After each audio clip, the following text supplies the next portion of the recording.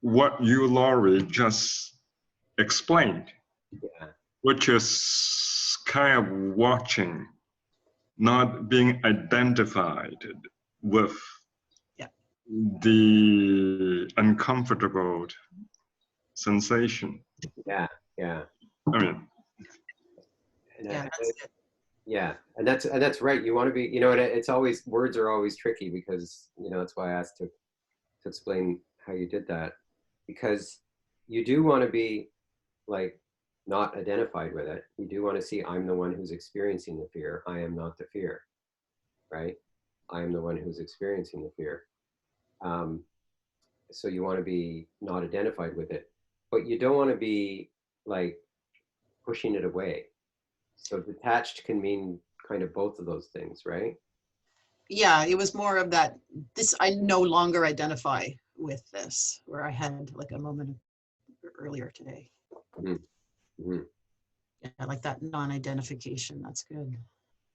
Yeah. Yeah, the non-identification is great. So, and that's the hardest part, is the non-identification. But then the other part, which is also, you know, takes some, you know, a real shift in perspective, is wanting to experience the fear as opposed to not wanting to experience the fear, right? And saying, what I want is, I want to practice so that the fear comes up less. Well, you know, I mean, ultimately that releasing the samskaras will do that, but in the moment, the only way there is to go through the fear, to experience it fully, you know, in order for it to release. And, you know, COVID, you know, this whole COVID thing, like this is survival, right? This touches our fear of death, right?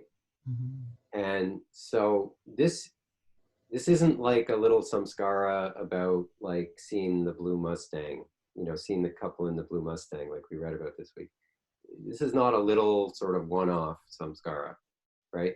This is like a really deep one that, you know, probably has all sorts of tendrils and things. So I you know, I think there's many layers of it to release. So, you know, I don't want you to think, well, if I just sort of experience it fully, you know, once, that then I'm not going to be afraid of COVID, because it's a real, you know, it really is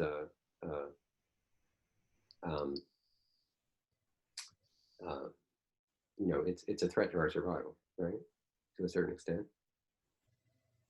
I mean, it's not like a saber-toothed tiger standing there in front of you, but yeah, the main thing is to get used to experiencing fear. And what I find is that once I get over the initial like mental resistance, once I get over the idea that I want the fear to go away, and that you know, whatever strategy is aimed at like defending against the fear, and when I shift that to, no, I want to experience the fear as fully as possible, because that's how I'm going to grow spiritually. That's how I'm going to release my samskaras. That's how I'm going to free myself, right?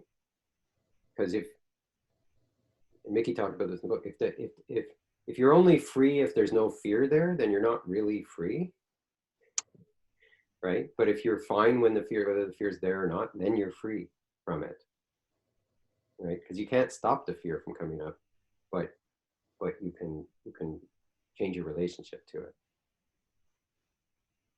You know, it can be, oh yeah, fear, I know you, yeah.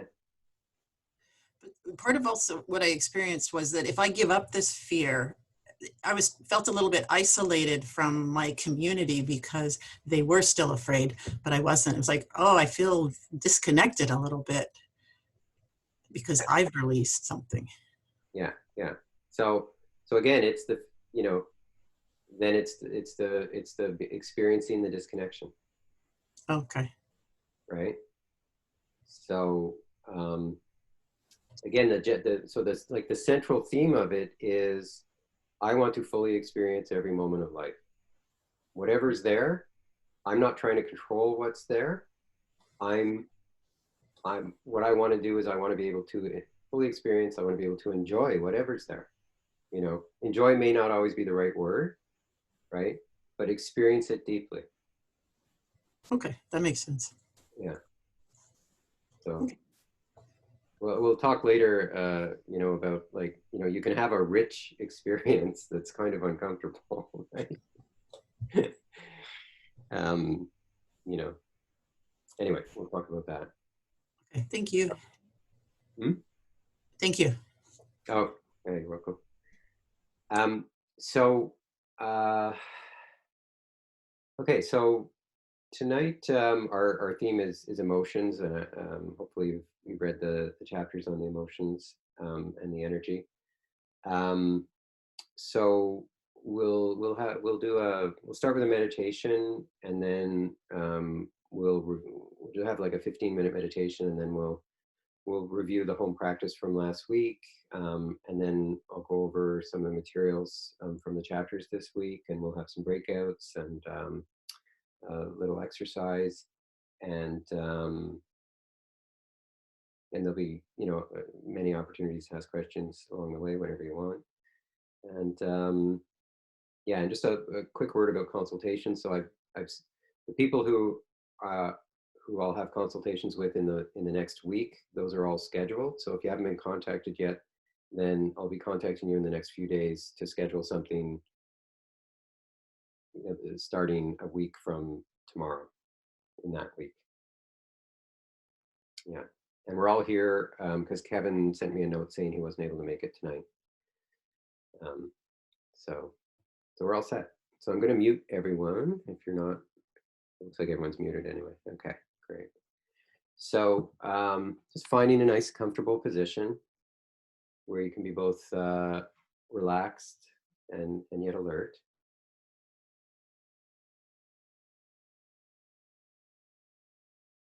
So stretching up and allowing everything to hang off the spine.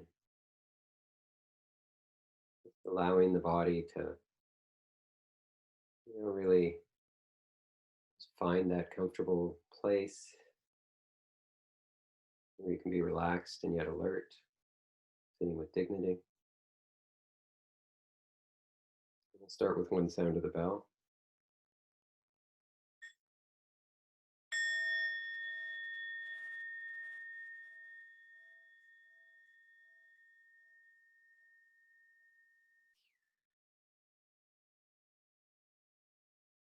Just coming into your body, noticing sensation throughout the body.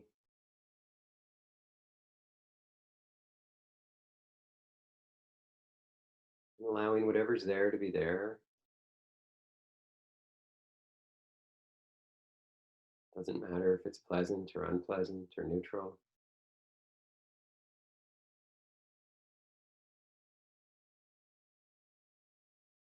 Just allowing yourself to exist.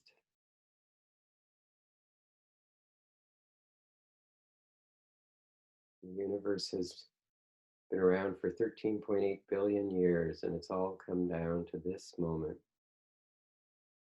You're supposed to be here right now. You're supposed to be exactly as you are. Just allow yourself to be exactly as you are.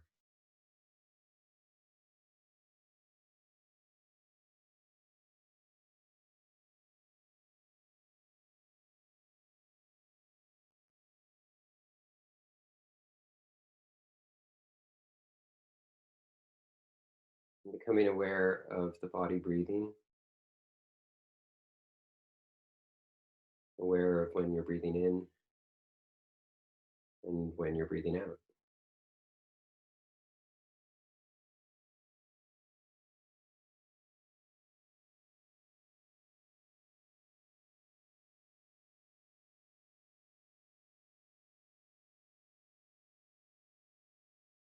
Letting go of any controlling of the breath, just allowing the breath to be natural. might stop for a while, that's fine. Might be short or long, doesn't matter.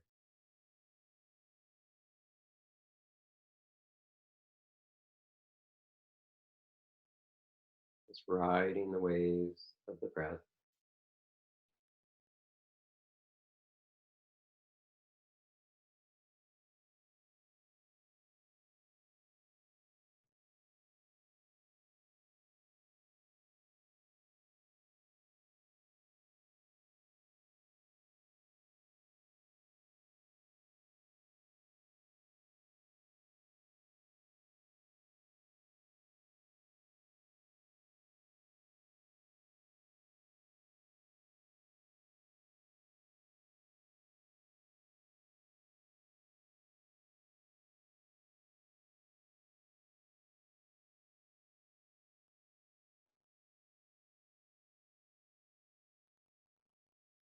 Letting everything else just be on the periphery in the background. Whatever thoughts are there, no problem. Sounds, emotions, doesn't matter. We're just focused on the sensations of the body breathing, riding the waves of the breath.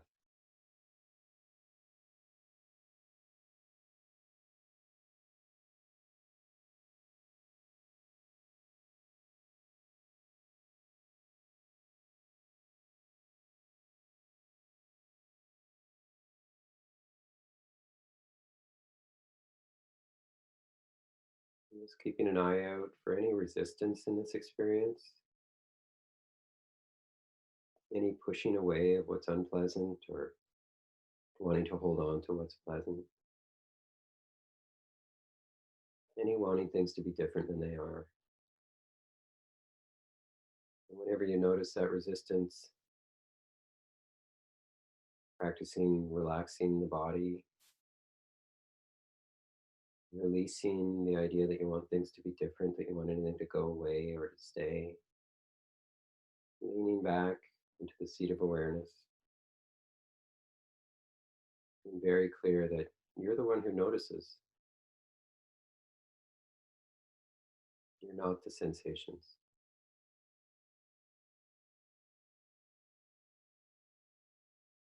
You're the one who watches the sensations.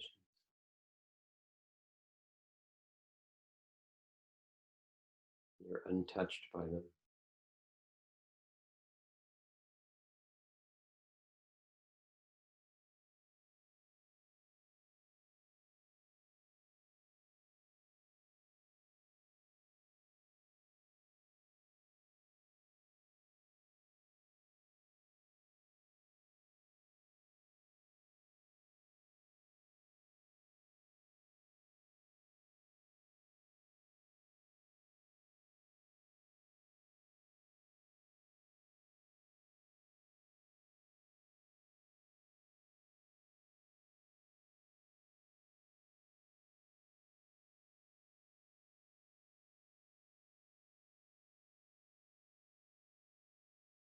Whatever tension is there in the body, with each out breath, allowing it to relax to whatever extent it wants,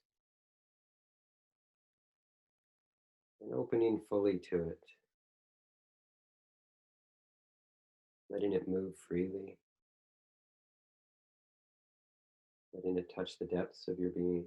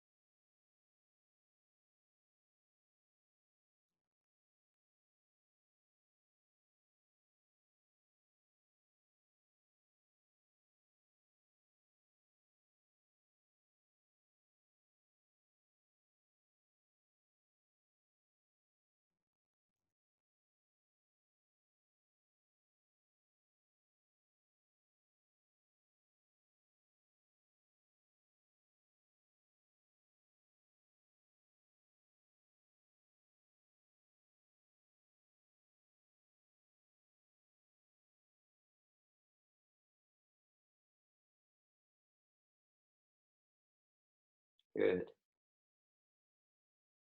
Now noticing your emotional state, and in particular, noticing if there's any joy right now in this experience. Maybe in your heart or your face, maybe in your left big toe or your fingers. Or maybe there's none at all. We're just playing a game here, looking to see if we can notice any joy in this experience right now. Not grasping.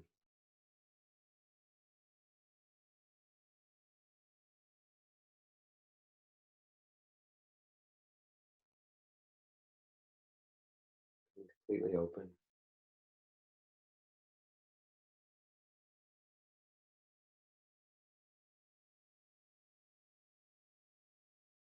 If there's no joy, just noticing what that feels like and not resisting whatever comes up.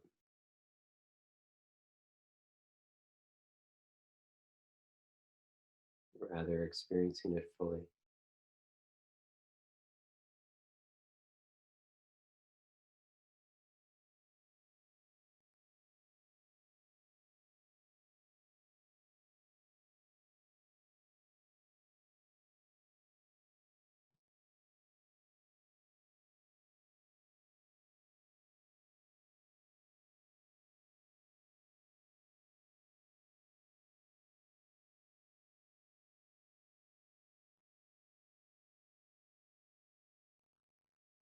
And continuing to look around, but now seeing if we can find any fear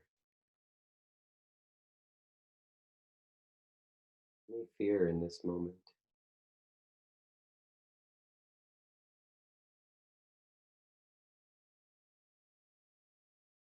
Fully experiencing whatever you find or whatever comes up, whether it's fear or something else.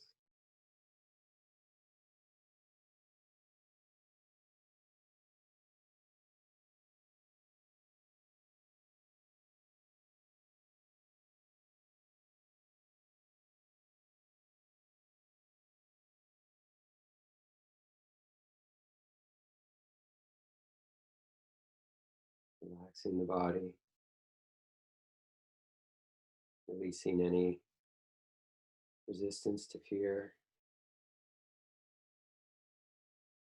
rather wanting to experience it fully, wanting to let it do its thing,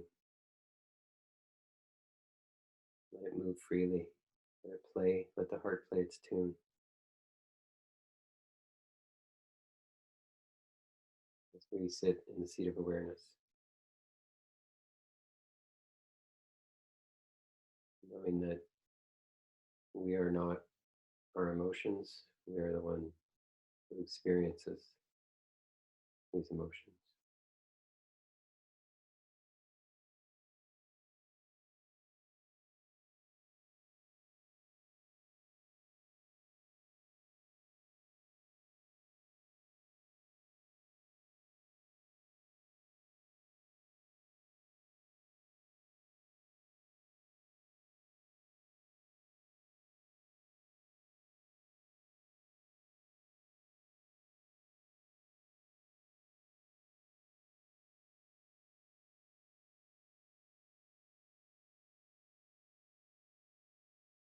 Now, being on the lookout for any sadness or loneliness or despair.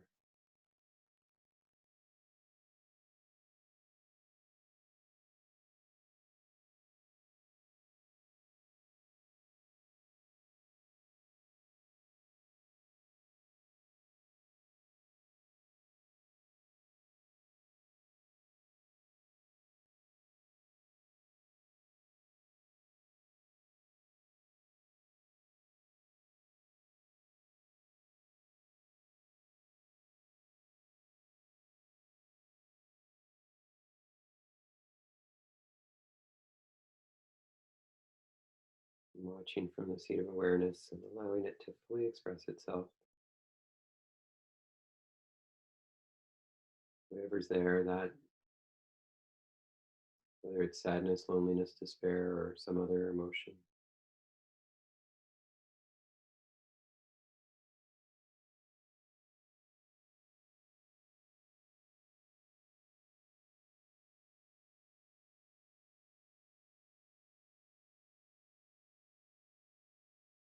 Noticing where in the body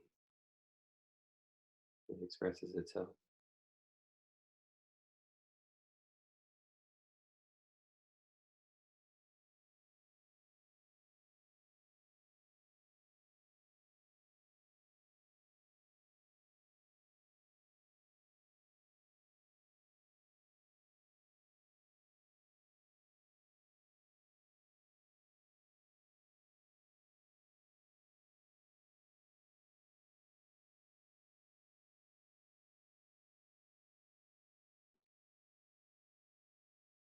Now, perhaps noticing any frustration or irritation, anger.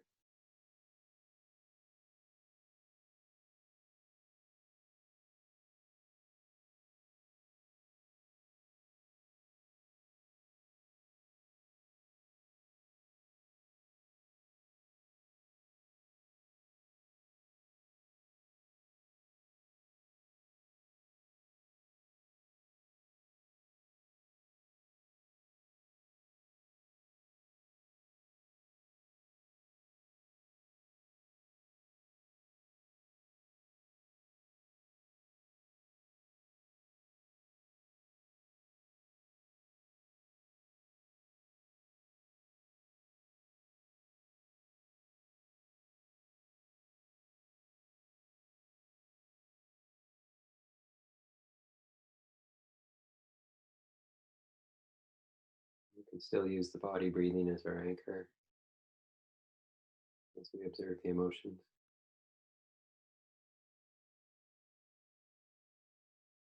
Now, looking for any clinging or attachment, any sense of lack, of needing something that's not here.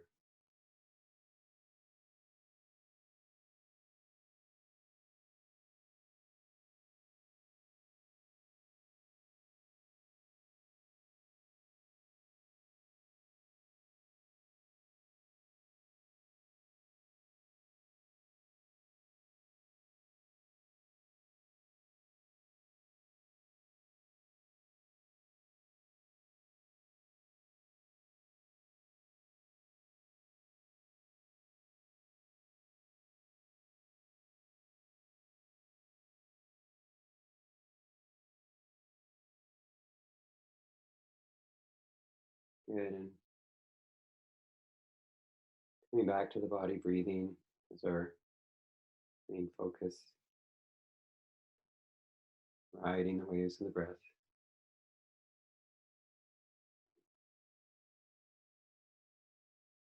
Opening fully to this experience.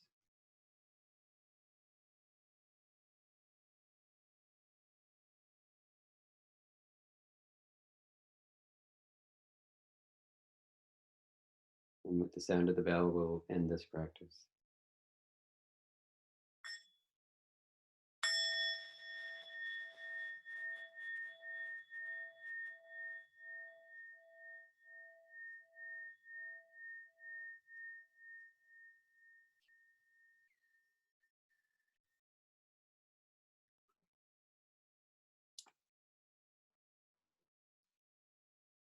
Great, thanks everyone.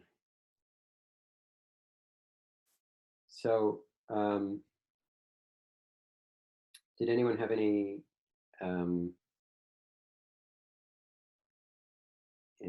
in particular that you'd like to mention about the experience, or any questions about that experience of of being with the emotions and experiencing emotions?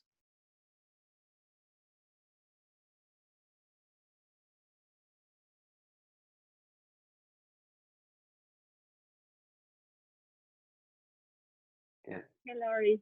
Hey, Pip. Hi, everyone. Yeah, quickly, with when you mentioned joy, I could feel the sun on my shoulder here. So it's actually very physical, not more internal, but yet it was kind of coming from the physical sensation of the heat, giving me joy when I could really put my mind to the external body, which was cool. I never really experienced that before, where it's kind of more in. It's still the body. I feel the heat, but it's kind of outer inward. That was cool. And even the mention of sadness, actually. So I don't think I was feeling sadness before, or maybe it was there really deep down. It was just a mention of sadness that actually kind of felt a swell, So it's like just a mention of the word, Yeah. a big swell. Yeah. So that's interesting. Yeah. Yeah. Often when we, when we focus our experience, when we look for something in particular in our experience, often we find it when we weren't aware of it before, or it might even trigger something, just the act of looking for it.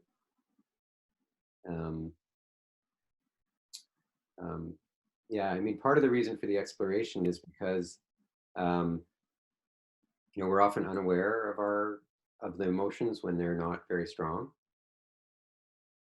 So, and it's easier to work with emotions when they're not very strong. So it's good to just get to know our emotions, when they're small stuff, right? And just, and emotions are funny things, right? They're pretty kind of ethereal, It's not clear like a thought or a bodily sensation. It's just, it's clear when it's strong, right? But, differentiating between the different emotions is something that I think, for me anyway, takes practice. Like I remember seeing back in the 90s, I was seeing this shrink, and I was totally in my head. And he said, just try and identify mad, sad, glad. That's it. If you can just tell the difference between mad, sad, glad, that's where we'll start. So, just recognizing, oh, this is what's here now is a really good skill to have. Yeah. Thanks, Pip. Thanks, Laurie.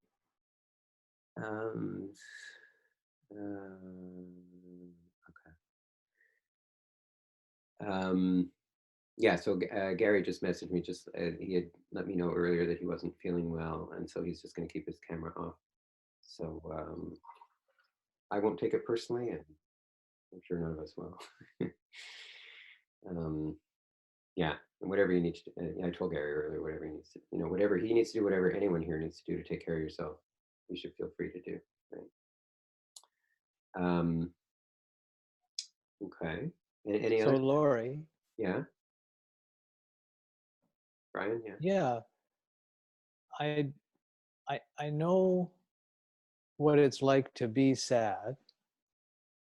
I have yet to understand what it's like to be experiencing sadness without being sad. That's where I'm at. Mm-hmm. Yeah. Or any other emotion. Right. Right. Well, I mean, when you're experiencing sadness, sadness is there, right? The phrase, I am sad, is a funny phrase because it sort of has built in it this identifying with the sadness, that the sadness is me, as opposed to I'm the one who's watching it. So the experience, the sensation of sadness, the experience of sadness is basically the same, but the relationship to it is very different. One is, I'm just sad, and there's no distance there. There's no meta awareness, right? And the other is, you know, I'm watching this, right? But of course, you're not just experiencing it with your eye. Like it's not just a visual thing. It's a feeling, right? We call them feelings there, because it's a feeling, and it's not just a feeling. Like, you know, for me, fear tends to be this, like, you know, like something's grabbing my heart area, you know, and a tension, and you know, and I- and so I, you know, I recognize that as kind of the bodily expression of the fear. But there's more to it than that. If it was just that sensation, it wouldn't have the power that fear has, right? It's fear, I mean, or any emotion. I mean, there's something more than just the physical aspect of it. It's this whole, it's a mental aspect too. It's a, you know, it's like, you know, when a strong emotion comes up, it's like, oh, I felt a shift in the force, right? It's something ethereal, Yeah. powerful. It's powerful, right? And you know, sadness is something I used to identify very strongly with sadness. I mean, I mean, sadness is an emotion that I know about. And, you know, I remember I was in Costa Rica long ago, I think in the late 90s, and you know, into this shop, and my friend who lived there, you know, introduced me to the woman who owned the shop, and she shook my hand and she said, "Oh, there's a deep sadness in you." And I was just like, "Oh my God, how does she know?" Right? Um, Yeah. but but you know, I discovered early on in meditation, I had this experience of feeling this sadness, and then underneath there was this joy. It was a revelation to me that underneath my sadness was joy, right? That deeper than sadness was joy. So that really helped me not to identify with it so much and see it as like, this is my core of my being kind of thing, which always got me down. The other thing, and I was going to say this in the presentation, but I can say it now. You know, there's a big difference between, you know, something happens in our lives that's sad, and then we feel sad, and then we sort of get down. Like I can get down on myself for feeling sad, right? And yet, you know, I remember going to see Schindler's List, and I mean, you know, Steven Spielberg was the producer, and he knows how to make emotions go, right? And at the end of the movie, I just sat there. I couldn't get up. I was so sad. And other people were there too in the theater, like couldn't get up. And, you know, and afterwards, of course, I thought that was amazing. That was this profound experience. And I told all my friends, you got to see this, right? The ones who hadn't seen it yet, you got to see this, right? And so it's very interesting to notice that, you know, we tend to think of sadness as, you know, I don't want to experience that. And yet we go running to watch a tragedy, you know, to have a good cry, you know, or to experience it, because there's something beautiful about it. And when we can not identify it, when we can just experience it, you know, I was sad watching Schindler's List, but it wasn't an unpleasant experience. You know, I mean, it had its, obviously it has its vibration, as they say, right? Which, you know, we think of as unpleasant, but it was a, you know, it was a worthwhile experience. You know, very worthwhile. So, you know, and it's, a lot of this is really about turning our thinking around, you know, in terms of the experiences that we're looking for versus the experience we're avoiding, right? And basically not to avoid any experience, you know, like when it's there, Right. we're not going out looking for suffering, right? Like Thich Nhat Hanh always said, Yeah. you know, make good use of your suffering, but you don't have to go looking for suffering. There's plenty of it to work with, right? So we're certainly not, you know, not looking for suffering, but we're welcoming it when it's there, or at least we're welcoming the, you know, the sensations. Yeah. Hey, Laurie. Yeah, Reza. Yeah. I'm really glad that Brian actually brought that up, and you were based on what you were elaborating, what comes up for me is, remember we went on a retreat, Joel and Michelle, and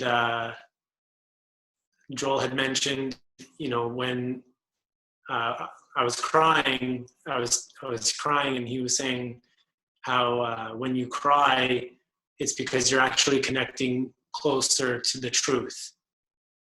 Mm-hmm. You're tapping into some sort of truth. Mm-hmm. And then as you're explaining the experience about how it doesn't have to always be sad, I think about the phrase having a good cry. Mm-hmm. And how the movie Interstellar, for example, is a movie that I know every time I watch it makes me cry, because it connects. There's a connection. There's something in the story that connects with a past experience for me, but it gives me a sort of there's a release, like almost like a cleanse, and so that's what comes up for me when I think about. I guess that's how I think about not being attached to the sadness or the concept of sadness always meaning something negative. Mm-hmm. Yeah. Okay. Can everyone hear me? Because it said my internet connection was unstable. You can hear me? Yeah. Okay. Yeah. Okay. Yeah, and I mean, I'm not in a sense, every experience is truth, but I think what Joel and Michelle were getting at was embrace the experience, right? Or, saying something because whatever the experience is, it is the truth, right? In the sense of it is reality. It is what is there right now, right? So, experience it. Don't turn away from it. Don't try and resist it.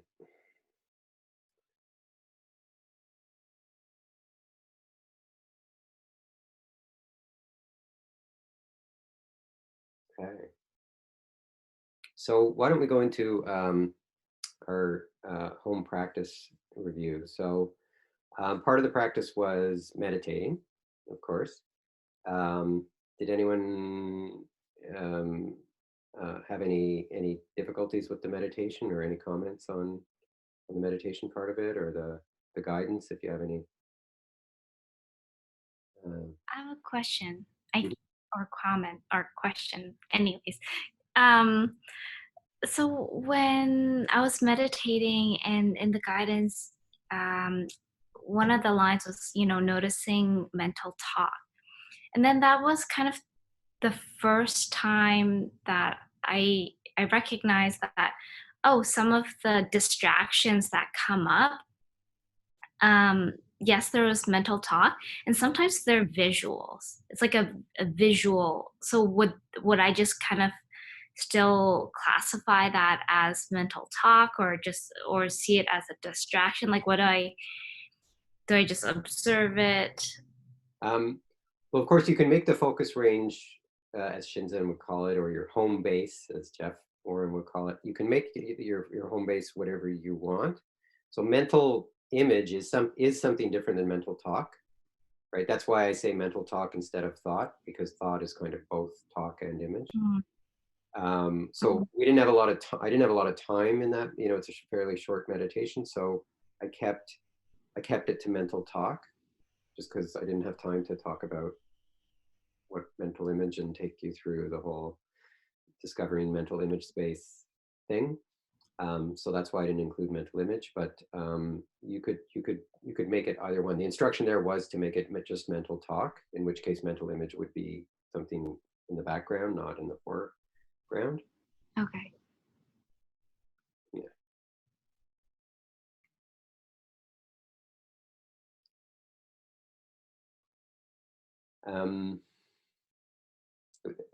Yeah, and in the longer meditations this week, there'll be some mental image stuff, if you want to play with Yay! that. So, because the short one is just emotions, really, it's body. It's very similar to what we did now. And then the longer ones also go into thoughts, like mental talk and mental images. just so you can keep that kind of practice going. Okay, so what else was there in home practice? There was, working with the small stuff, right? So the idea was to select one or two things that tend to bother you and to focus on recognizing when those come up, and then practicing relax, release, lean back. So, and I know a couple of people commented from my email the other day, about their experience with that. I wonder if anyone here, well, first of all, maybe just, click yes or no. I'm not really looking for like who or what, but just click yes or no in terms of like, did you practice that sort of informal practice of just noticing small stuff?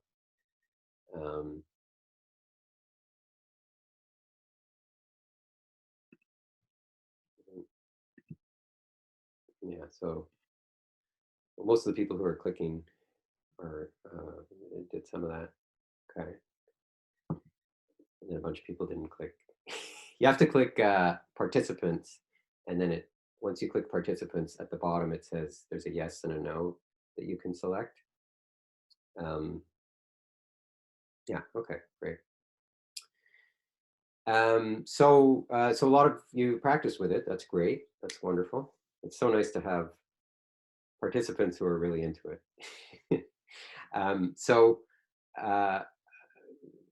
What did you notice there, or what difficulties came up, or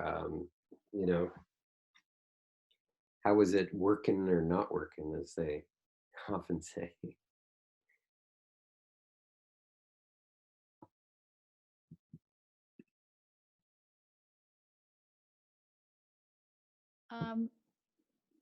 For me, it worked quite well. And what is But that? I was Yeah, sorry. struck by one thing in particular, which was that when I was not necessarily in the seat of consciousness, and then when I was, there was a real feeling of more immaturity in the non-seat of consciousness. And when I leaned back into that noticer, Mm-hmm. I felt just instantly kind of a maturity feeling. It's interesting. So when you say maturity, like, how would you describe that? What's the difference there? It feels like the part of me that's caught up in whatever it is,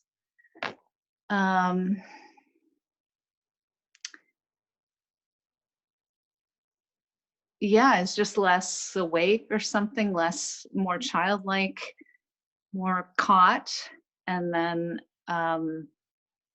the other side of me that is aware is just extremely different. It's just Mm-hmm. yeah, that really hit me, how different those two things are. Mm-hmm. But the trouble is to remember to go there, right? Which, that's the thing, is noticing every time, which I'm afraid, I wish I could do a little more, and that's the practice, right? Well, that's why we say learning to let go, right? Because we're all learning. I mean, I certainly don't have perfect mindfulness all day long, or even anywhere close to it, right? So the idea is just to do it as much as we can, to notice when we can, and to make sure that when we do notice, we actually practice, the relax, release, lean back.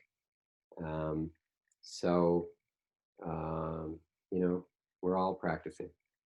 None of us are perfect. So let yourself off the hook. Yeah. No, it was also a great feeling to discover, like, I want more of this. This is keeping me motivated. Yeah, it is pretty sweet. It is pretty sweet. How about other folks? I have two examples. One I kind of need help with. So one was when I was washing dishes, and I could feel the resistance to washing dishes. And then when I was like, okay, just relax. And then I noticed there's like this moment of, it's like I freeze when I notice like the resistance or some difficult feeling. I recognize the first thing that happens is like I freeze and I'm like, okay, relax. I'm like, how do I relax? I'm like, okay, breathe. That's how you relax. So I almost have to like guide myself through it. It's like, okay, breathe. And it's like, okay, just breathe. That's all you have to do. And so after doing that and kind of just and asking myself, well, who notices? I think that's such a powerful line for me, because suddenly there is, I do feel a shift, and there's this detachment from not wanting to do the dishes. And then I was like, oh, I actually feel present. And it was like, whoa, has the water always been this clear? And it's so interesting because in that moment, the experience, like everything felt more vivid. So that was really cool. And then I had another moment today when it was a stronger reaction. And I froze, and I couldn't shake it off. And it was hard to detach from that. So,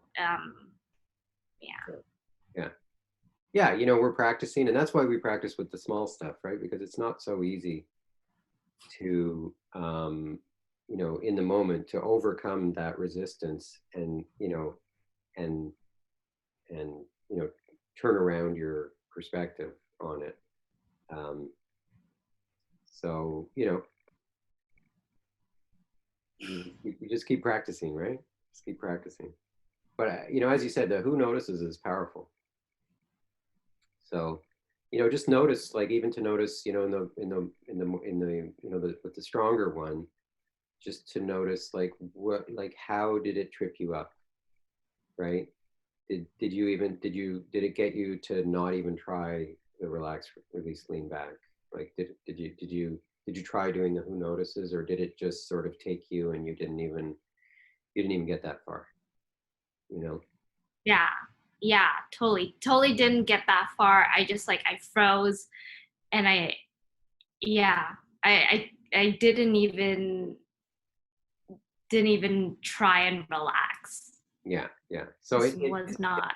So it sounds like you're like, yeah, you I mean, it sounds like the consciousness collapsed there, and you really just sort of, you know, were caught by it, as they say, right? You're just in it.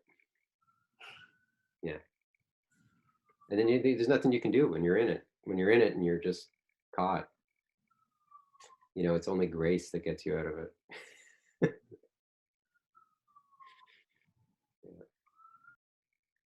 I could relate to the second half of Kim's experience. Regrettably, I had nothing that would be comparable to the first part of his experience. I mean, the second part was not even bothering to try to make any effort to, I mean, it's just not able to. I mean, so unlike the first part. So my is, I guess my samskara must be very strong. It's a very minor thing. I mean, the package I ordered online arrived. When I opened it, it was damaged. So all I could do was to, of course, call customer support. And I have, I mean, and the message was that because of, I mean, extreme volume of calls, the estimated time is 30 minutes. So in that 30 minutes, I was pretty much paralyzed in some way. Nothing that else that I could do is only to want to get through and get this resolved. Well, it was resolved in the end. But oh, right. I mean, there you go. There's nothing I could do. Well, it wasn't a pleasant experience, I take it. So, but was that one of the things that you had set out as like, here's the small stuff I'm going to focus on? Was that one of them? I mean, it is not planned to use that as an object lesson or as a practice, but obviously I realized that that could be an opportunity to practice, but no, I mean, it's not going to work out that way. Yeah. I mean, even though there was some intention when that was kicked in, yeah, maybe, but no, totally gave up. Yeah, it's much easier to work with stuff that you're kind of looking for, you're on the lookout for, because it's just easier to, because you've got that intention already set around that particular circumstance. So if it's like waiting in line, whenever there's a lineup, it tends to bug you. So then, you're kind of, whenever a lineup happens, you're kind of more mentally prepared for. Thank you. Yes, I was just caught off guard. I mean, usually I'm better. Yeah, and it's, and there's no, yeah. I was just caught off guard. Yeah. Yeah. So, we're just starting to work with this stuff, right? We're real beginners here. That's why you just, you want to do everything you can to work with, the small stuff and to stuff you can be prepared for. So so I would just suggest working with that, because we're going to be working with the small stuff and letting go of the small stuff. Like this is going to be part of the homework every week, like, because this is the heart of the practice, right? This is the heart of the practice. As important or even more important in a way than the actual practice of it is the motivation, right? Is understanding how these samskaras work, how they get created and how they get released, so that you have a very strong motivation to do it. But because we only have 6 weeks, we need to start, right away to practice the letting go. So, but anyway, we're going to continue to practice with it. So you'll have lots of opportunity. And, I can't emphasize enough that it's like, how do I anticipate what good small stuff to work with is going to be? And then you can really work with it. Yeah. The damaged package, and then the huge weight on the phone coming out of the blue, that's tougher. That's probably medium stuff. Yeah. Okay.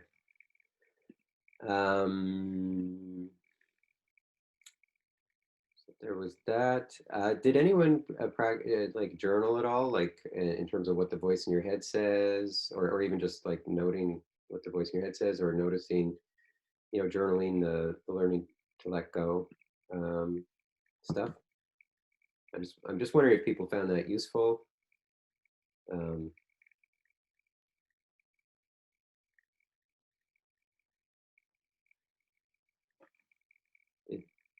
Or are people doing the yes no thing, or was that? Yes.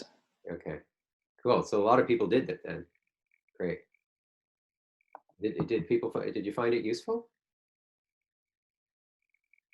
You can just maybe a thumbs up or down or see some thumbs up. Yeah.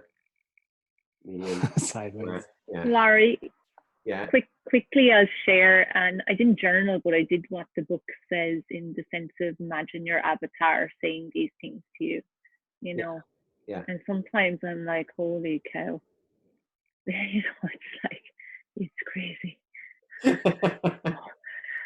Yeah. Yeah. Very helpful, like, yeah. Yeah. Totally. It's really good to see that stuff. Yeah. Yeah. Laurie, I'm just curious. Yes. How many people use the journal software?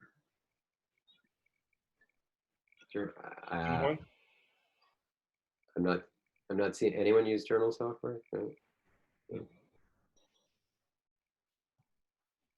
I actually tried starting. I mean, I signed up for a service. I mean, using the free trial. Yeah. Yeah. It works quite well. Yeah. Okay. Okay. So that's the home. Any other issues with the home practice? Like, it was. What about in terms of the volume? Was it okay? Like, did you find it manageable? Yeah. Okay. I mean, a lot of it is informal, right? It's just sort of doing throughout the day. So, all right. So, so what I thought I'd do this week, instead of doing the PowerPoint, just so that it's a bit more, and you know, you can give me your feedback on this, but just so it's a bit more interactive, is to do it, you know, just to talk. So I've got the PowerPoint in front of me, but I'm just gonna talk about it.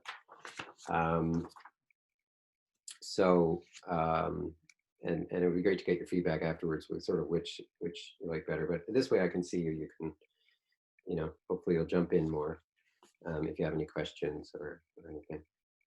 So so chapter 5 was all about our inner energy, right? And just the fact that we have this really powerful energy within us that's always there. We can't always feel it, but it's always there. You know, some traditions call it chi, you know, or Shakti, so spirit, and this energy is you know, it's basically the energy of joy, of love, enthusiasm, peace. Mickey calls it, I guess in yoga they call it Sat Chit Ananda, which literally means something like eternal conscious ecstasy. So, you know, that's pretty good, right? Eternal conscious ecstasy. I'll sign up for that one. And that's always there, right? And but it gets blocked, and it gets blocked by us, right? We're the ones who block it. So our samskaras block it, our, you know, our blockages, our past impressions, and we you know, we use our will to close the, you know, he talks about the heart, the area around the heart as being sort of a key valve, if you will, where you can close that energy. And so we often close it, you know, out of habit, right? We exert our will. We have this thing called will that we can resist. You know, we can make our arm move up and down, of course, with our will. We can make the word hello appear in our mind. We can do all sorts of things with our will. And it's pretty powerful when we really want something or really don't want something. But we use this will often to resist the flow of life. And when we resist the flow of life, we shut down this energy from flowing. The other thing, he didn't so much say in the book, but Mickey's talked about it a lot in his talks, is we just get distracted. You know, we're so focused on what's going on over here or over there that we're not looking at the energy, you know. And you can actually practice like noticing the energy, but not, I wouldn't say to do that now, because you really have to have some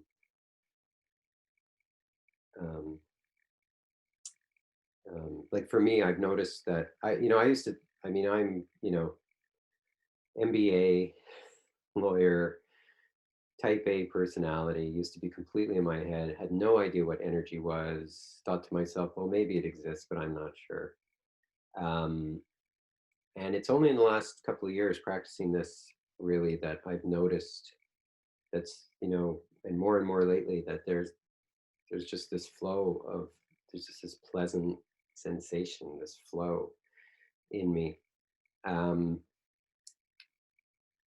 But you know, but I think we've all experienced it. Just, you know, anytime we're really, you know, enthusiastic, you know, we win a game or a sporting event, or, you know, something really great happens at work, or we meet someone, you know, and we fall in love and they return our love, and, you know, whatever it might be, you know, we've all experienced this enthusiasm, right? This love, this joy, this feeling of, of that all is right in the world, right? Have, have people experienced this, like at different, you know, at some point in your life when things have gone well? And of course, what we're trying to do here is get to a point where things don't have to go well. We just experience it all the time for no reason, right? And for me, I don't experience it all the time, but I do experience it for no reason, right? And, you know, as great as it is to experience this for a reason, it's even better to experience it for no reason. Because when you experience it for no reason, it's like, hey, I got it made. I don't need to do all this running around chasing after this, you know? It just happens. So it's wonderful. So, but the key thing, you know, in chapter 5 is this idea that we close our hearts, we close down to this energy, right? And we do that because our samskaras get touched, right? Our past impressions get touched. And we do it to protect ourselves, because of course, when our samskaras get touched, it's not pleasant, right? And I can't remember if I mentioned this last time. It wasn't in the presentation. I don't know if I mentioned this idea of a thorn in your arm that's touching your nerve. So, I mean, this is later on in the book, but I think I mentioned it last week. So, you know, it's like we're protecting against the thorn getting touched, rather than pulling it out, right? You pull it out, it's very painful, but then it's gone. So our inclination, our tendency is to protect it. And this is just like the, you know, the reptile brain says, don't like that, you know, resist, or, oh, like that, you know, don't let it go. So the intention is good, but not very skillful, basically. The skillful thing to do is to pull the thorn out, right? The skillful thing to do is not to resist, not to protect ourselves, and not to close, right? Because we close so we don't experience it. But all we wind up doing is shutting off the energy and turning our experience negative. You know, we close, and then and the essential way you can tell that you're closed is because your experience goes negative. You know, it's like Shiyan was talking about, you know, the package comes, it's damaged, and the experience goes negative. You were perfectly fine, and then all of a sudden you're not, you know? And, you know, so, you know, you still have to deal with the situation, right? The package, you know, like the thing was damaged, you got to deal with it. But do you want to deal with it from a place of, you know, of negative experience, of being irritated, or, you know, whatever it might be? Or do you want to deal with it from a place of, yeah, I'm fine. You know, this is not the end of the world. This is, you know, it's just another thing to experience. And I'm, you know, you know, now I get to talk to somebody at Amazon, and, you know, you know, I just get to, it's an experience. It's something to experience. You know, I know that may sound like, you know, but I mean, that ultimately at some point, I mean, that's when you're in this really good place. It's just like everything is just an experience to be experienced, right? What's next? What's next? Ooh, you know, I'm going to look at the clear water, you know, ooh, I'm really going to see that water. And, you know, and you say that and you go, yeah, I've seen water before. But, you know, as Kim can attest, when you really see the water, it's a pretty cool experience, right? Right, Kim? Yeah. So, you know, and like, say somebody says something to me that bugs me, right? They say something, and I feel hurt, or I feel, you know, irritated. You know, why did they say that? How dare they say that? Whatever. So if I'm closed and I try and deal with it, it's going to come out angry. You know, if I'm irritated, right? It's going to be, well, why did you say that, right? As opposed to if I'm if I don't close, then it's going to be, you know, yeah, why? I'm curious. Why would you say that? You know, or, you know, like a more positive spin on it. And you're going to deal with the situation better, right? You're going to get much better feedback from somebody when you're like, you know, I love you, but I'm curious why you'd say that, than what the fuck, you know, right? So, and Mickey's basic instruction is, it's never worth closing. So ask yourself, when you notice that you've closed, or when you notice you're in the process of closing, usually I find it's when I notice that I'm closed, right? Because it happens quickly. I ask myself, you know, is this worth closing over? Is this worth closing over? And the answer is, it is never worth closing over. You are never better off by closing. Never, ever, ever, right? Why would you ever want to be in a negative place than a positive place? And, you know, you've probably all heard this question, you know, would you rather be happy or would you rather be right? And that's kind of what this comes down to, right? You're like, you know, someone notices, one of you notices that I'm closed when I'm hanging out with you, right? And you say, oh, you know, don't close, you know? And I say, I have every right to be closed. I have every right. Do you know what they did? They should never have done that. They should never have done that. I have every right to be closed. And it's like, yeah, you have every right to be closed. But do you really want to be closed? Do you really want to be? You know, so like make that, you know, get clear that I don't want to close. I don't want to close ever, right? And if you never close, then like you're going to be very quickly enlightened, right? Like very quickly, right? It's a tall task, obviously, to never close, but to have that commitment, that clarity that says it's never worth closing. So whenever I notice I'm closed, I'm just going to ask myself, if I can remember, that's the hard part. If I can remember, I'm going to say to myself, is this worth closing over? Is this worth closing over? Because it's the greatest question in the world. You know, is it? The answer is always no.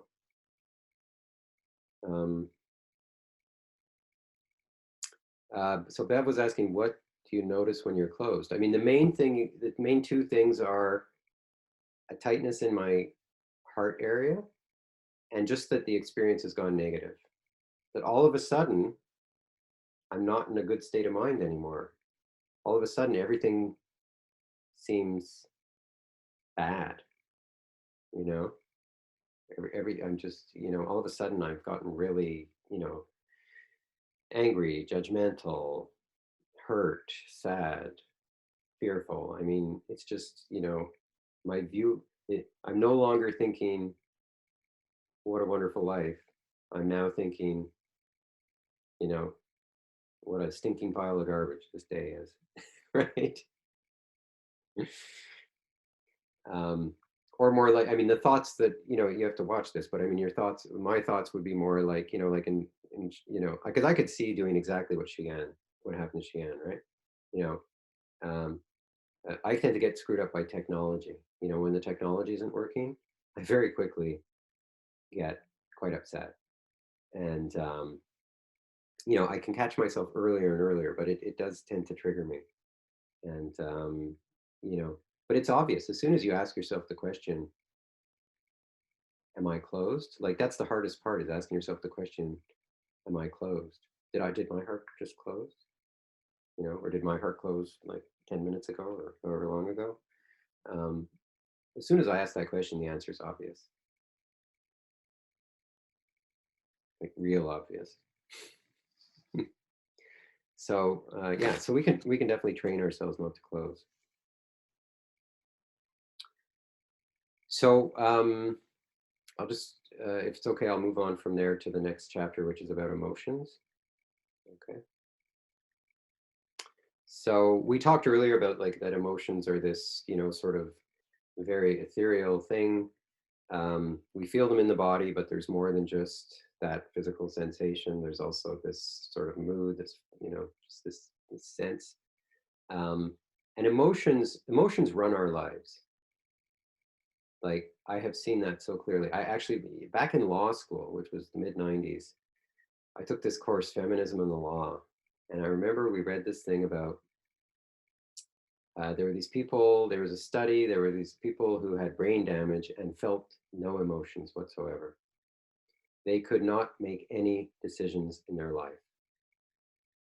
No decisions, right? They just couldn't make a decision because they had nothing to guide them as to what was more or less desired, you know, than something else. Because it's all about our emotions, right? It's all about wanting to experience the positive emotions, wanting to avoid the negative emotions. I mean, that's, you know, when something happens in our life and we feel positive, we feel, you know, joy or enthusiasm or, you know, whatever positive emotion, gratitude about it, we like it. We want to do it. We want to go in that direction. And whenever it triggers a negative emotion, we go away from it. And so,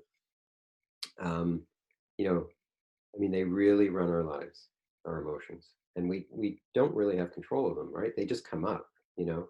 I mean, yeah, you can go looking for joy, you can go looking for sadness, but generally, emotions just happen, right? We can't really will ourselves to be happy, right? Or fearful or whatever. They just happen, and they happen because the samskara gets hit. Usually because the samskara gets hit. Sometimes it's like it's just the vibration of the thing. We'll do a little exercise in that shortly, but I mean, you know, if I mean, you know,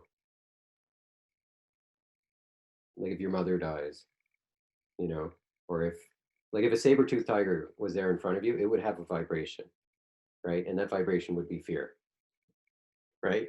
Quite clearly, even with no samskaras there, that you're going to feel that, right?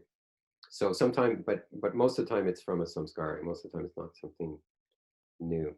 But either way, it doesn't really matter. It you know, it sets the heart off, and then we tend to feel like we don't want to experience the strong emotions, and so we hide in our mind, right?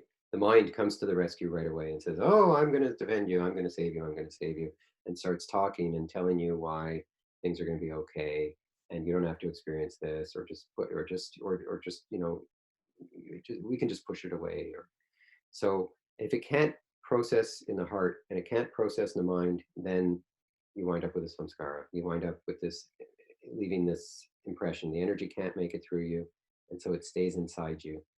You know, Mickey talks about it just circles. I mean, I'm not sure what it actually looks like, you know, how to translate into, you know, atoms, but or how that all works. But we do definitely store it inside in some way, and it definitely gets triggered once it's stored. You know, and the more we have inside, the more there is to get triggered.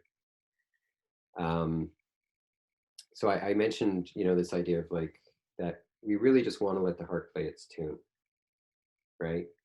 And, you know, even if it's a powerful sadness or a powerful fear or, you know, whatever it might be.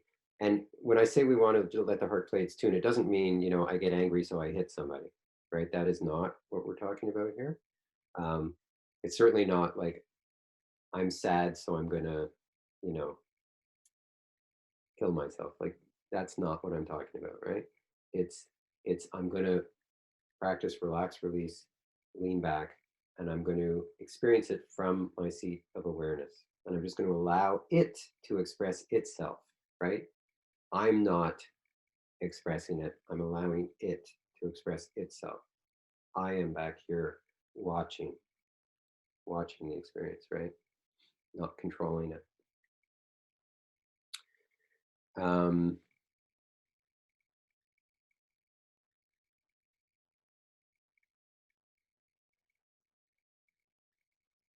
just seeing Bev's question. Can your anger flow through and you still say, "Oh, isn't life great?"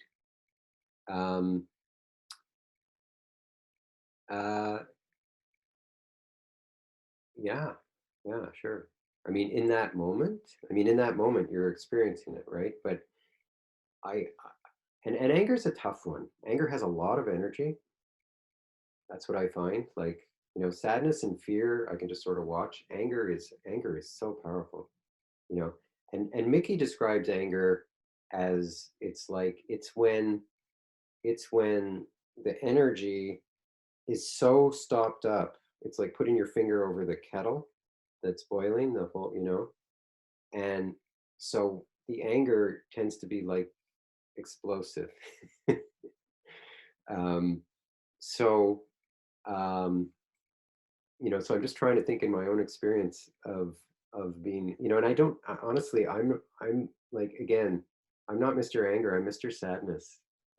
So you know, I definitely get irritated and frustrated, but like really angry, I don't have a lot of experience with that. But I can tell you that any emotion, if you can sit in the seat of awareness and just watch it do its thing, watch it go crazy, you know, there is joy in the ability. Like I feel such a sense of accomplishment, if you will, or you know, there's just this joy. It's the joy of being able to do this, right? It's the joy of, for me to be able to just watch it unfold and to do its thing with no interference on my part, and I'm not drawn into it, and I'm just watching it. I mean, I'm like, I'm doing this. This is fantastic, right? Yeah, I agree. That sort of follow-up question was, you said notice you're closed when things suddenly turn negative. And so I was thinking, okay, let's say my irritation, rage, I don't know, whatever, comes up. So is that turning negative, or can you have that flowing through and still say, oh, yeah, life's great and we're good? Yeah. And I mean, that's definitely the big stuff. Like if it's an explosion, you know, because when Mickey's talked about anger, like he talks about it in this, he describes it as an explosion, you know, he describes it as, you know, losing it, right? And you know, he's worked with, let's say my connection's unstable. You know, he's worked with these prisoners, and not just prisoners, but like you know, maximum security, you know, serial killers, and like you know, the worst offenders. He's done a lot of work with, and you know, and they talk about losing it, right? But when they lose it, I mean, it's as big as it can ever get, right? And you know, so I haven't had that experience of losing it, but being in the seat of awareness, allowing it to happen, right? So anyway, I think we can just focus on the small stuff, and yeah, it's a really interesting question. But if you are able to sit back in the seat of awareness and watch any emotion unfold, I think you will say life is great. Can I just sort of clarify / ask something? Sure. When we're talking about watching an emotion, we're also still feeling that emotion, right? It's not so distant that we don't feel the emotion. The idea is both to watch and to feel.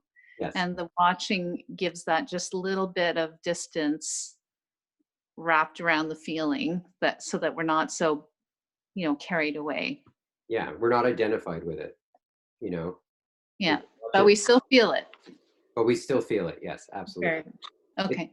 Like it's like going to a movie, right? You go to a movie and you feel all these emotions, but you don't identify with them, right? So it's fine. Mm-hmm. It's a very different experience than when it's, you know, than when you're actually identified with it. Thanks. Yeah. Okay, so let's move on to the last chapter, transcending the tendency to close. And so again, here it's this idea of defending, right? Defending ourselves. And So Mickey talks a lot about how, these days, we used to be worried about the saber-toothed tiger and the threats to our survival, and now we worry about the spot on our pants and what are they going to think of me? And we have all these psychological sensitivities, and society tends to view this as normal. And it is normal in the sense that we all experience this, but it doesn't have to be that way. It really doesn't.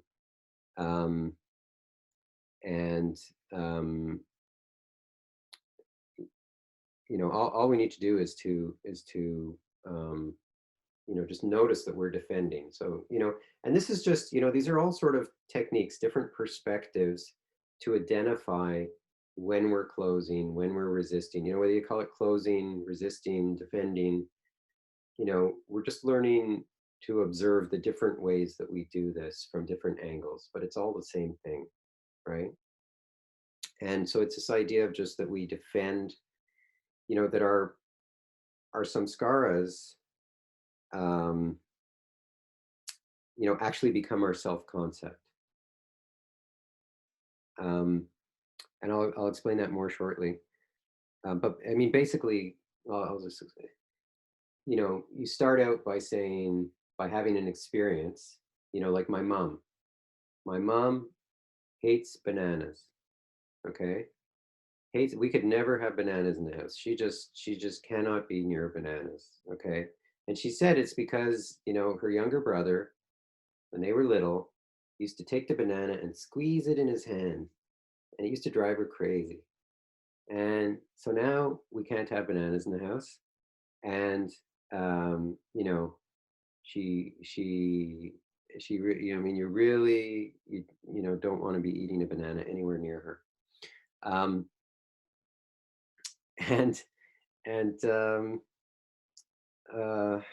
What was my point here? She would say now, I don't like bananas, right? I hate bananas, right? So now this has become part of her self-concept, part of her identity. I don't like bananas, right? So now it's not just, there's no openness. If anyone were to suggest to her, as I've done a couple of times, that maybe she should try a banana, maybe she'd like it. No, I don't like bananas, right? And we start identifying, we build our personality, actually, and Mickey gets into this more later in the book. We build our personality out of our likes and dislikes, which all come from our past impressions, and which create these samskaras, which create these identities, right? And so we build this, and from there into, you should do this, you shouldn't do that. This is how people should be. This is how things should be.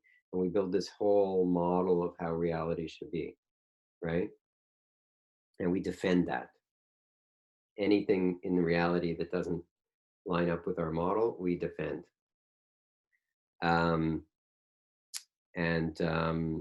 Because it's painful. It's painful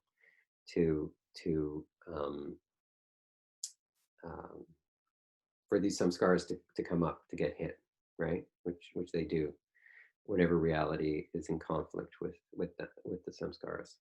So, and again, the act of protecting ourselves actually cages us, right? We operate in a very limited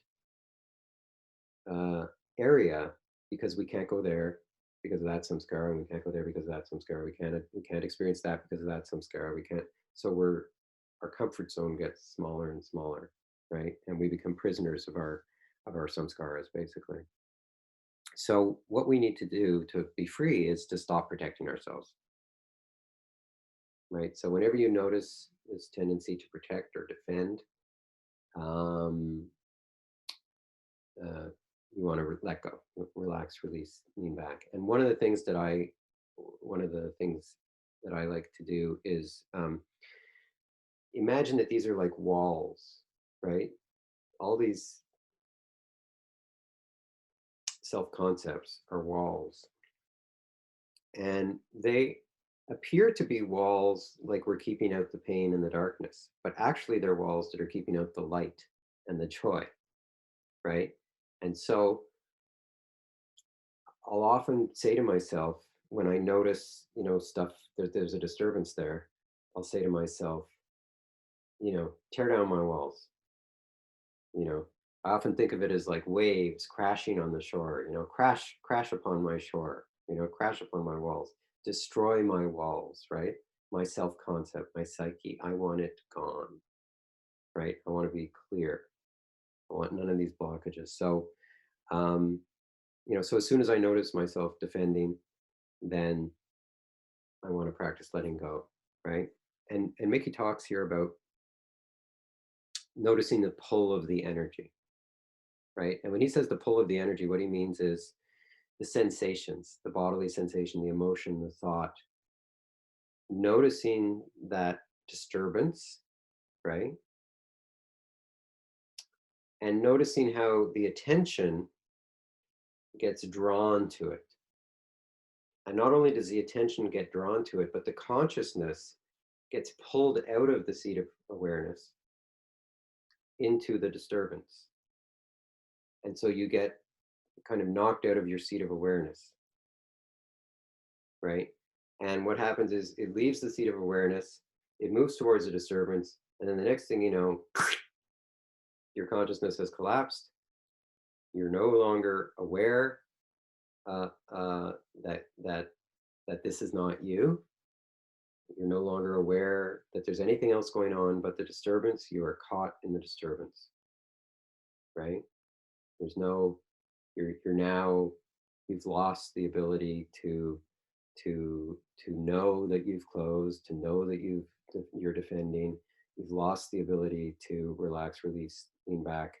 You are just going, you're just caught in it. You're just going to go with it,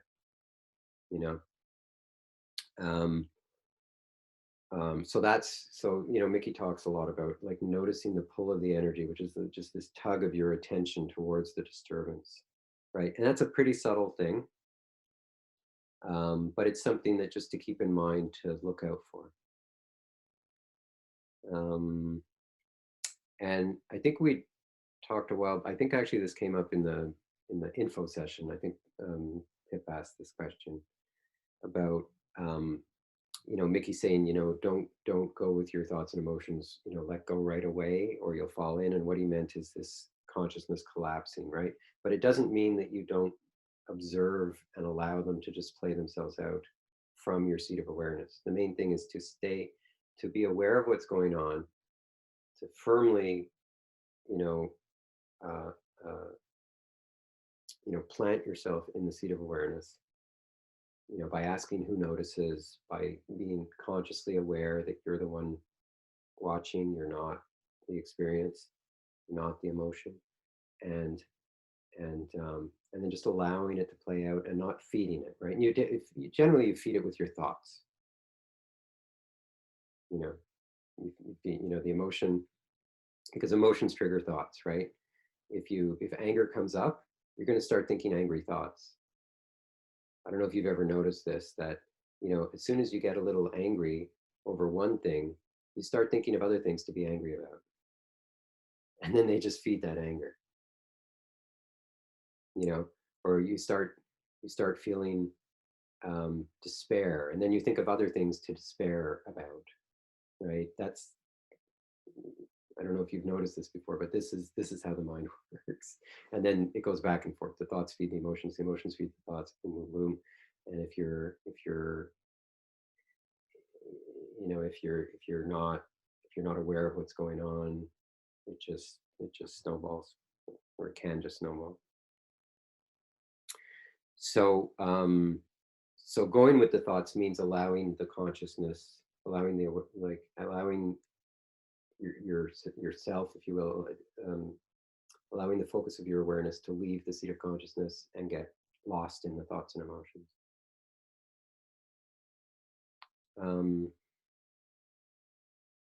So I want to do a little, any questions on that? Okay. So I want to do a little exercise. So, I mentioned before how everything has its vibration. So I'm going to share the screen here. Okay.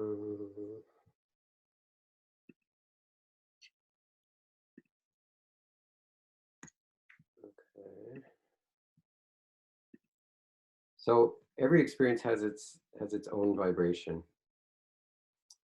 And so we're just going to look at a couple of pictures and try and look from the seat of awareness and just notice whatever comes up. So there may be a, body sensation, emotion, thought come up. Just notice what's going on and notice if there's any pushing away or pulling towards, right? Just any resistance there in the experience. So here we go.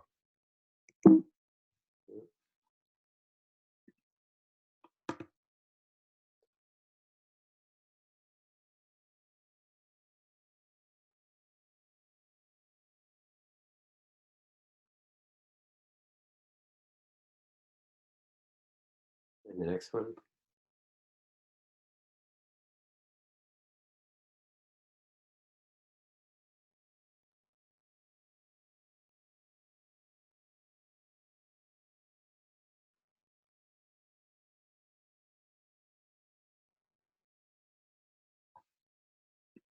Okay, good. So now so that was rattlesnake and butterfly. Now we're going to do a breakout session, just to talk about what was it like to experience the rattlesnake and the butterfly. What did you notice? Did you notice any pushing or pulling? Just like what happened there? So I'm going to put us into breakout.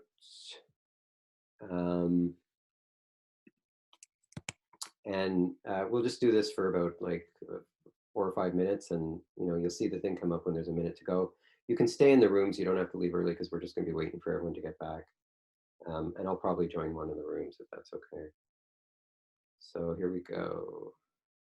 Is everyone clear on what we're doing? We're just talking about this experience of seeing rattlesnake and butterfly.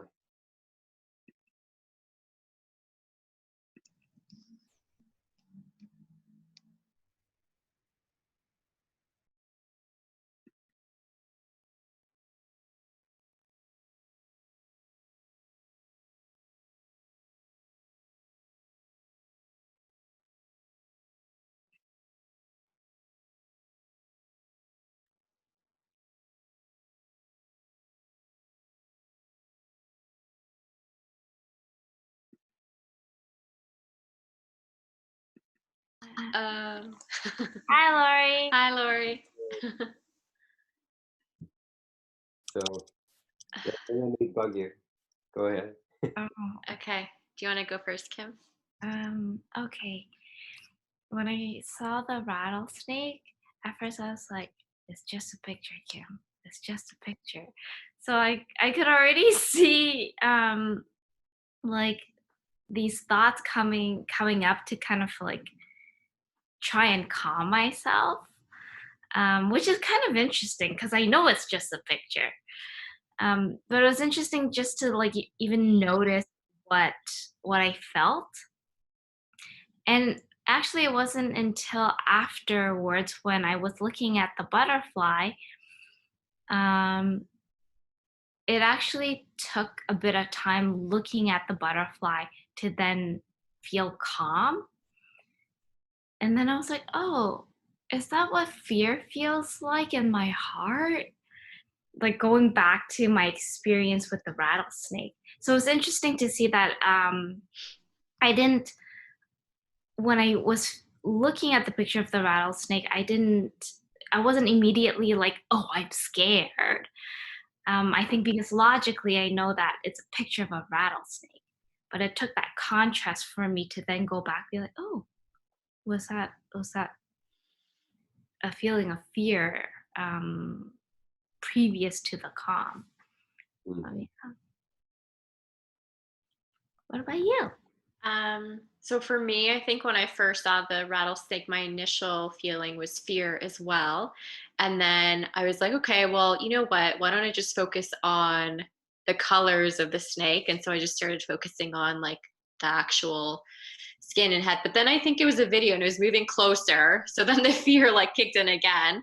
So that was interesting to see that when it was still, I was getting okay with it and just focusing on the fact of like the colors and that it's just like a thing, it's not real. But when it started moving, I was like, that made it real again. And then seeing the butterfly, it was just immediately the first thing I noticed was the color. It was so bright and like purple and just immediately like just like pleasant sensations was what I was feeling. And then I was thinking about, again, like the contrast between the two of how my reactions were so different just on, I don't know, living things that aren't even like in front of me physically. It's just like through a screen. So yeah, so it was interesting. Yeah. So would you say there was resistance to the snake? Initially for me, yes. But then when I started focusing on just like the scales and the colors, then it went away. Right. The fear went away. Yeah.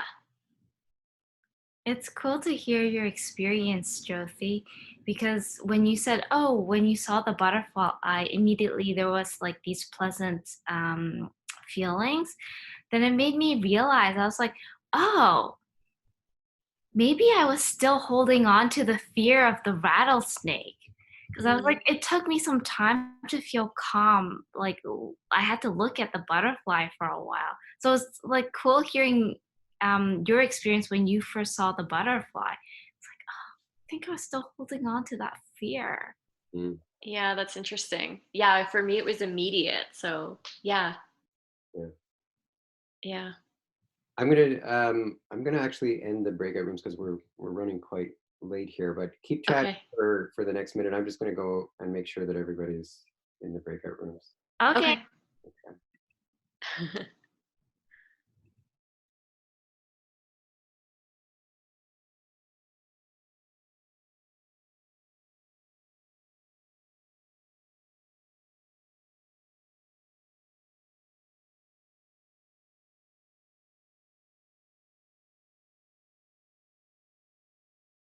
Oh, hi, Larry. I can't hear you. Sorry, for some reason I got muted there. Gary was going to join supposed to join this room, but he never did. I'm sorry. Gotta end That's no problem. I'm having a good time. Okay. So so this will only go for another minute. How was your experience with the? Oh, I loved them both, and one reflection was it would have been easier to start with the delicate and then go to the that fear and adventure than it was the other way around. So how was it for you? I mean, I've seen it so many times now.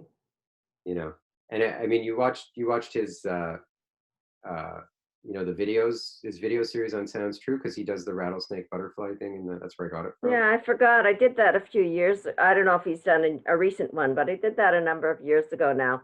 Yeah. But another thought was when I saw the snake, I recalled when I used to bring snakes into the classroom because I felt it was important to learn how to love this creature, even though I was not a fan.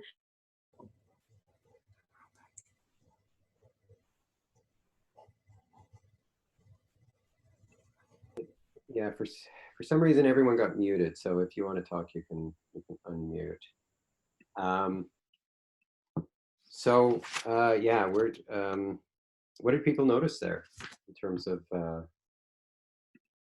rattlesnake and butterfly and their vibrations? Anyone notice any resistance? Yeah. Yeah. So that's sort of the beginning of the samskaras. Because ultimately we wind up saying, I don't like snake. I like butterfly.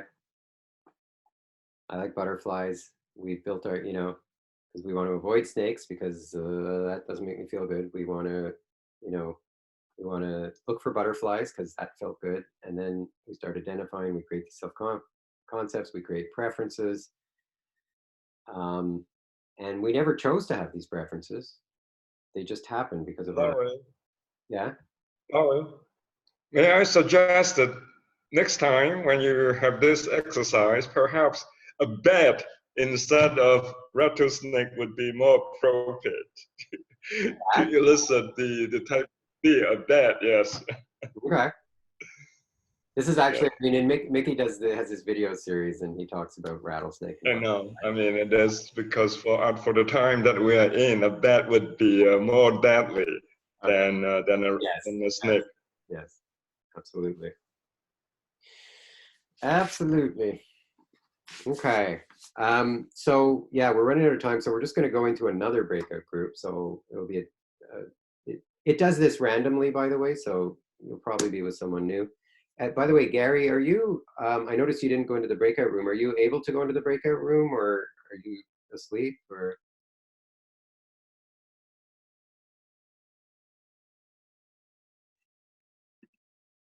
so I'm not sure if Gary's actually there. So maybe what I'll do now is we'll go into breakout rooms of 3 instead of 2. Or I guess I could just go into whatever room Gary's supposed to go into. And yeah, because Bev wound up alone there. So this time we're going to have a breakout group just to talk about the heart closing, because that's kind of a central teaching of this week. And just, think about when your heart has closed recently. And, how, if you could have kept it open, how would that have changed the situation? Right? And maybe just to narrow it down, because something where you were interacting with somebody, so it could be recent or it could be a while ago, but somewhere where your heart closed and the impact that had and how it would have been different if your heart had been open. Okay. Alrighty, here we go.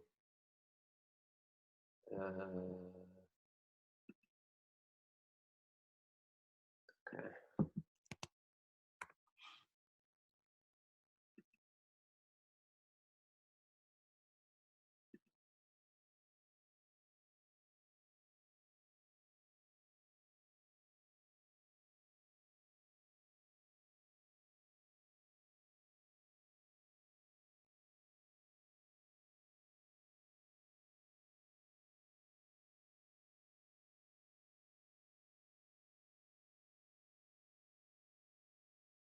And Brian, are you able to join? Okay. Oh, hi. Hey.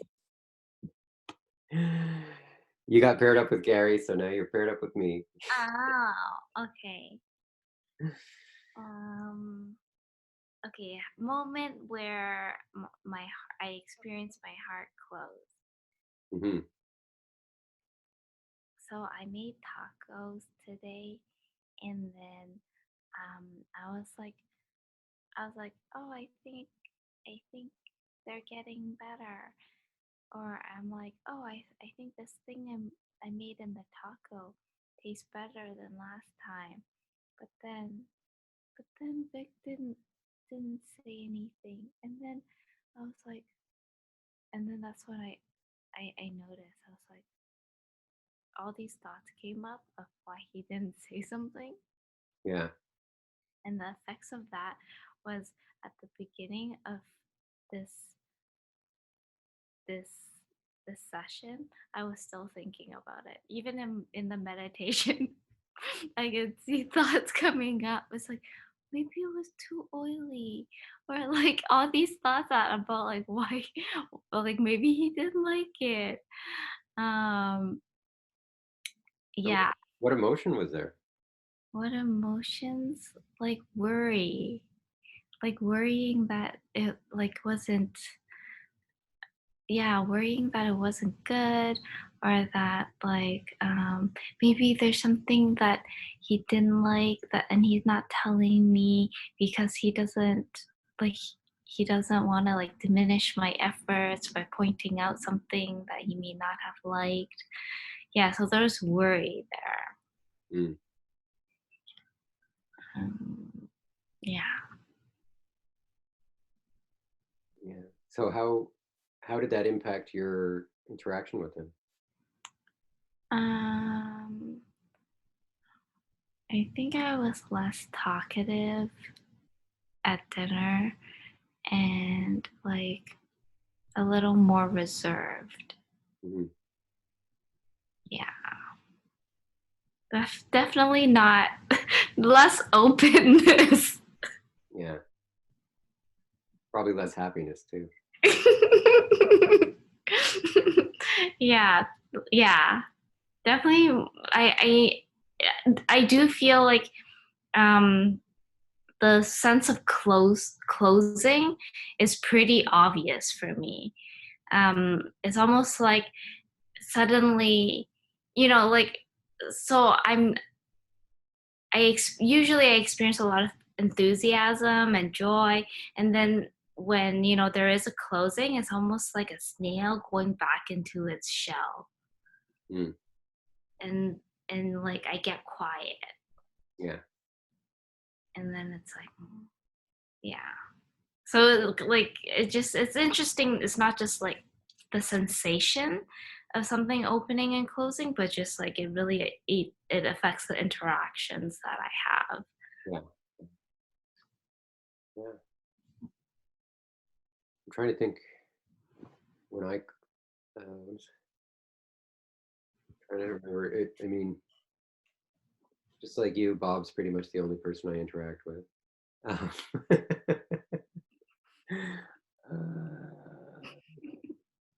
Mm, I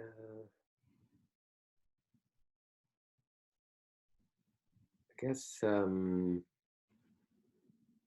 a while, I guess last week at one point, he was staying up late and not, not going to bed at the same time as me. And he seemed to be quite distant. And then I started closing towards it, like I wasn't feeling the love. And so yeah, I noticed myself closing to that. And I didn't ask myself, is this worth closing? I asked him what was going on. And he was upset about his taxes.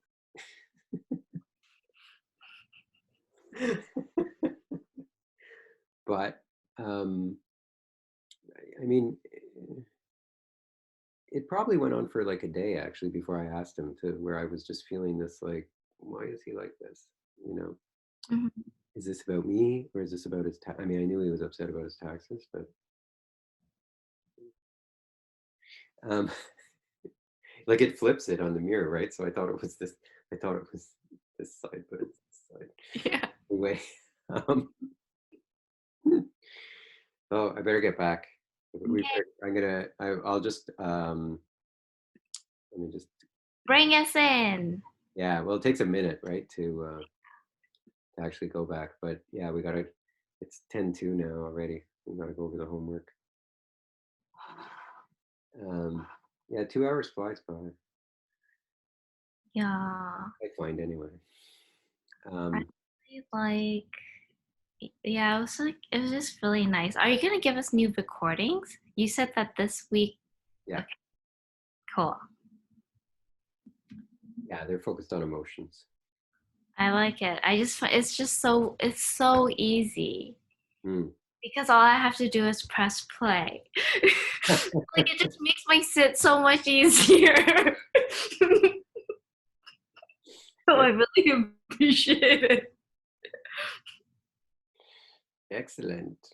Okay, I guess we're going back. Okay. Bye. We're gonna start to come. Here it comes now. Okay.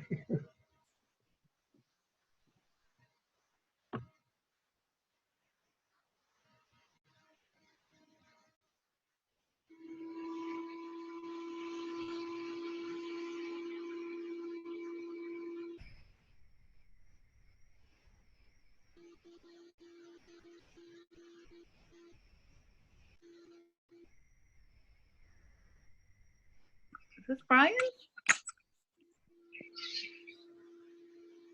Lori, Sorry, I'm not sure if you know you're muted. I do not know. I did not know. Thank you. I don't know why it automatically mutes us when we like come back from the breakout rooms. That's weird. Lost Julian.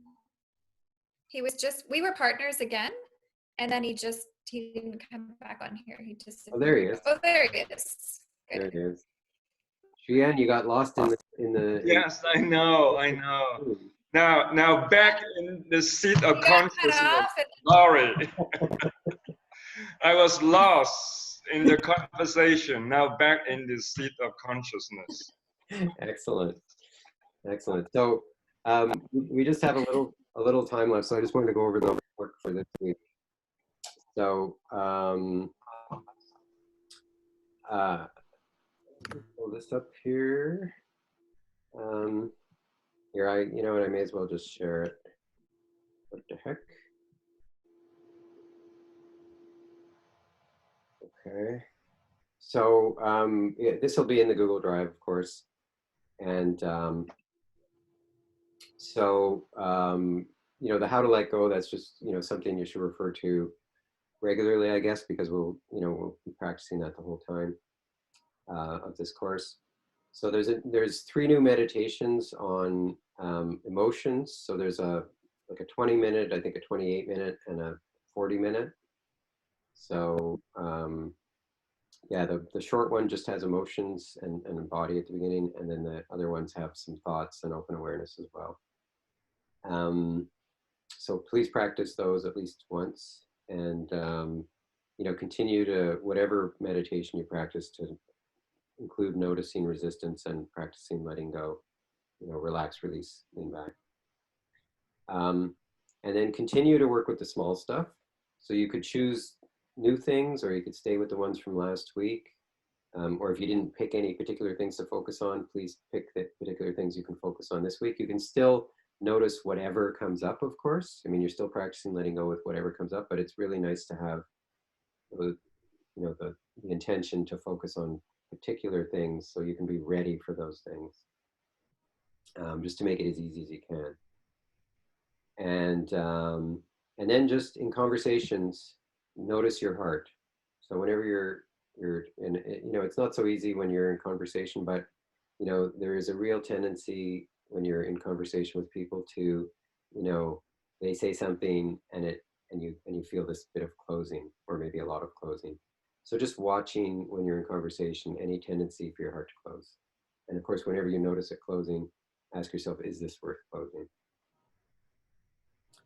And then, and this is sort of bonus work, if you will, but pay attention when you feel love and enthusiasm. So when things are really great, just notice what's going on in your experience and ask yourself, why can't I feel this way all the time, right? And I mean, this is an investigation. It's not like cultivating attachment to that, but just ask, why can't I feel this way all the time? What is it that prevents me, right? Just sort of actually engage your thinking mind for that one, right? And then chapters 8 to 10 are what we'll take up next Wednesday. And then, so this is sort of a fun one. Watch a movie or listen to music that you know will stir strong emotions, like sadness, joy, fear. And the purpose is to fully experience whatever emotions come up. Set a strong intention to be aware when an emotion comes up. And if you notice thoughts come up of wanting to calm the emotion, just notice who's noticing that, and tell yourself you want to allow your heart to play its tune to experience it fully. So it's really just, you know, we're kind of going on an emotional, literally an emotional roller coaster, right? We're going to the amusement park, we're paying our money, we're getting on the roller coaster, and we're riding it, right? So, you know, and I did this by mistake, if you will, or not by mistake, but you know, I was watching this movie on the way home, flying home from from having spent a week and a half with Mickey Singer, and so it was Crazy Rich Asians, and I just noticed these emotions, and I just went with them, and I had the best time watching Crazy Rich Asians, just noticing all the emotions that were coming up, you know, and then I had to go to the bathroom after the movie, and you know, I'm walking down the aisle and I'm looking at everyone. I just loved everyone. It was so wonderful, just, you know, feeling these emotions.